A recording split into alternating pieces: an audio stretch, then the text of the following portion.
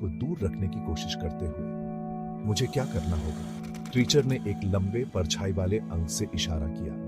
उसने जंगल में और अंदर की ओर इशारा किया, उस रास्ते की ओर जो उसने पहले देखा था, टूटे पढ़े न जा सकने वाले साइन के पास वाला रास्ता।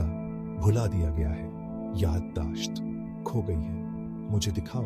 रोशनी, फुसफुसाहट हल्की थी, फीकी पड़ रही थी, जैसे क्रीचर को कम्युनिकेट करने में बहुत एनर्जी लग रही है। मनोज ने अंधेरे रास्ते की ओर देखा। वो अब और भी ज्यादा खतरनाक लग रहा था। उस घनी झाड़ियों वाले रास्ते पर क्या हॉरर्स इंतजार कर रहे थे?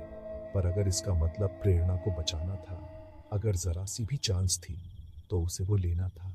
उसे उम्मीद की एक किरण महसूस हुई, नाजुक पर थी।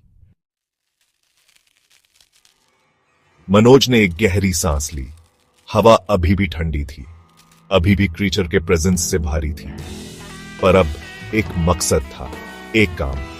ठीक है, उसने कहा। उसकी आवाज पक्की थी। मैं तुम्हारी मदद करूंगा, अगर तुम प्रॉमिस करो कि प्रेरणा को जाने दोगे, अनहार्म्ड। उसने शिमर करते हुए आकार की ओर देखा, सहमति का कोई निशान ढूंढने की कोशिश कर रहा था।